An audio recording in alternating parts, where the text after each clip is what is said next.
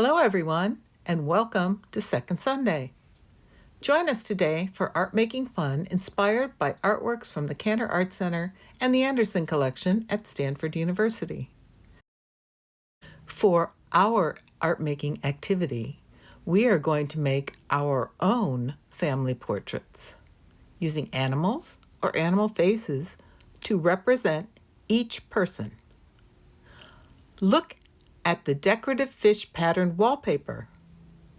Joan Brown was an enthusiastic swimmer. She swam in many challenging long-distance races in the San Francisco Bay.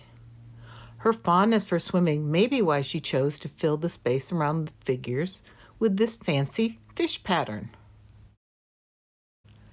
In this life-size family portrait, the artist has painted her mom as a mountain lion, or a cat, and her dad as a big toy panda bear. But where is Joan, the artist? There are so many places for your eyes to move around when you look closely at this painting. Joan Brown added many visual layers to this painting in order to create the illusion of physical space. For instance, the panda is in front of the table and the lion is standing beside the table with a paw resting on top. Did you notice that the lion mom is holding a purse with her human hand? Aha! Here is the artist. She is the fish on the floor, partially covered by the shadows of her parents. Imagining herself as a fish may have helped Joan Brown focus her energy during marathon swim events in the cold and choppy San Francisco Bay. Do you ever imagine that you are an animal? When you look at this artwork, do you think about the personality each animal has? What animal traits do you wish you had?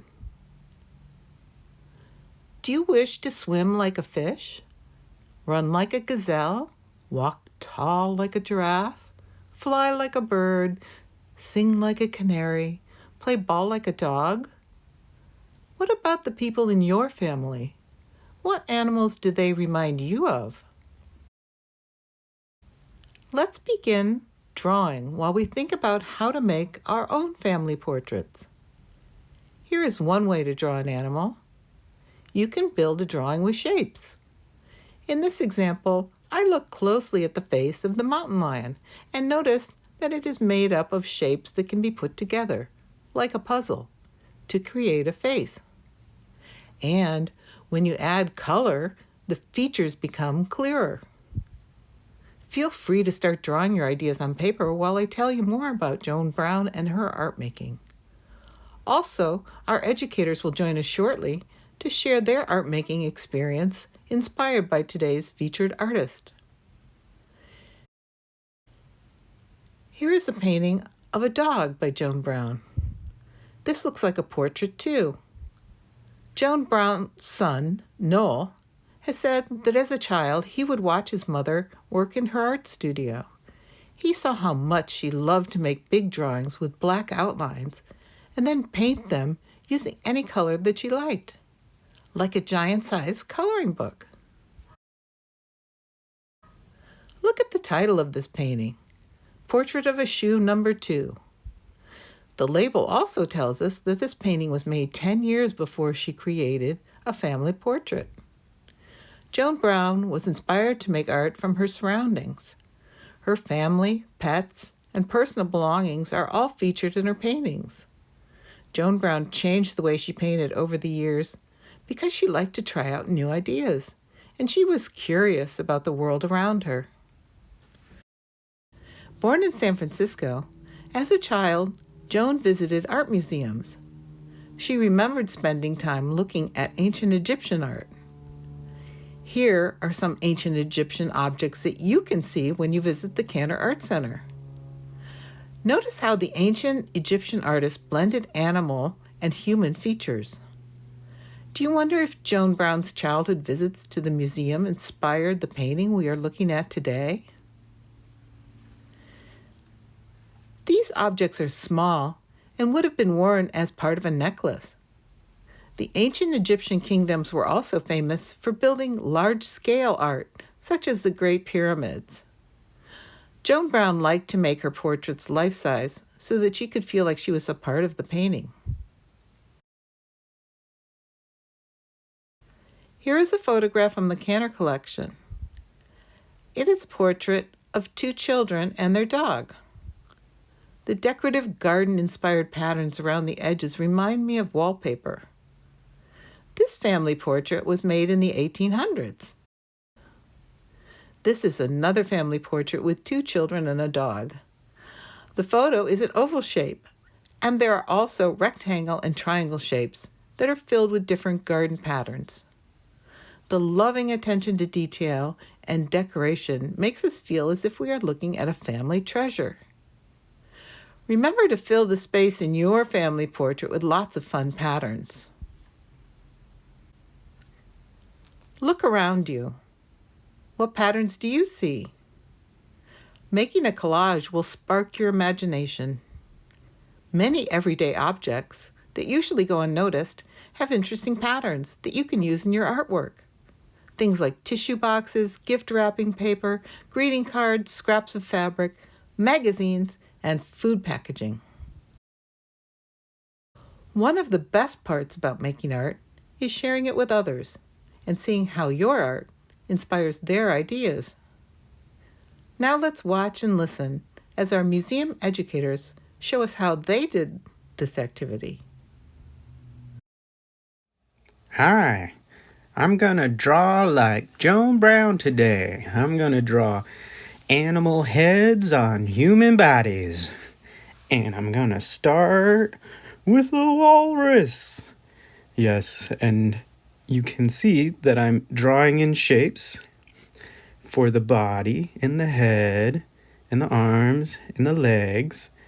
And I'm making lots of mistakes, but that's okay because you can erase it and try it again and see where its shapes work and what shapes don't. And then you can work your way towards a more complete figure. And I'm drawing my family portrait of my grandpa and my grandma. And my grandpa is a walrus because I remember him as being big and prickly. Yeah, kind of like a walrus. Burns in the sun as well. Gets a little red in the skin. But then for my grandma, it's a chameleon because she's a social butterfly. And yes, I did not draw her as a butterfly, but she's very adaptable to any kind of social situation. And I'm drawing her in a flower dress, and I'm giving her some googly eyes. And now we're just coloring everything in. We're giving a blue cardigan and pants and coloring the walrus part. You can color your animals however you like. It does not necessarily matter as much.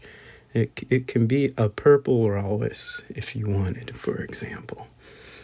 But I'm adding some ink just to make some of the stuff stand out a bit more, such as the eyes and the whiskers. But here I'm cutting out my figures and I'm adding them to a background like in Joan Brown's painting.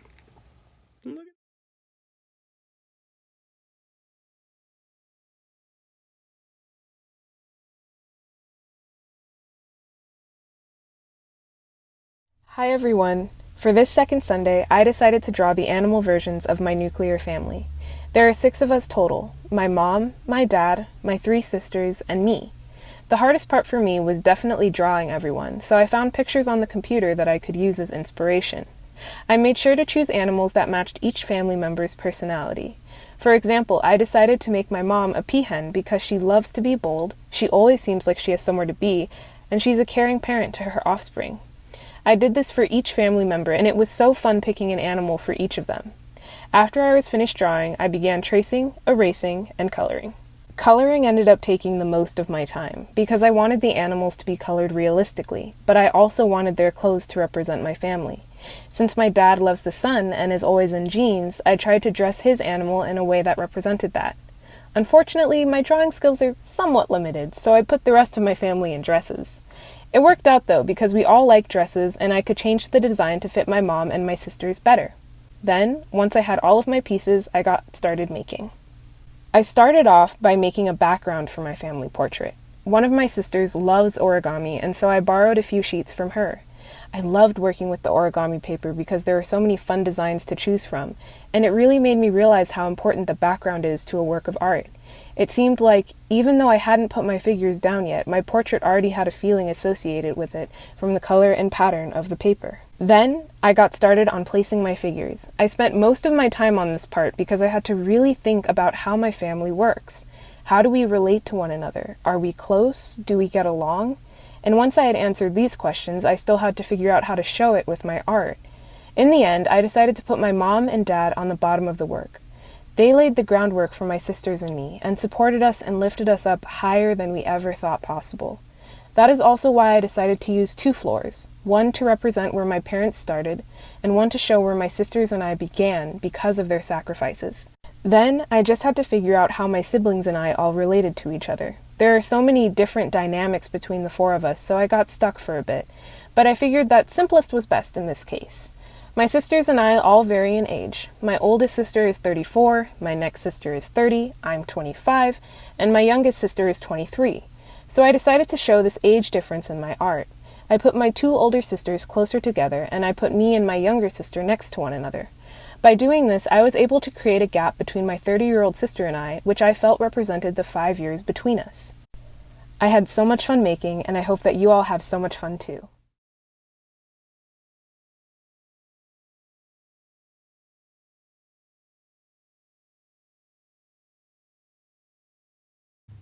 Thank you so much for participating, and we hope you all have a fun day.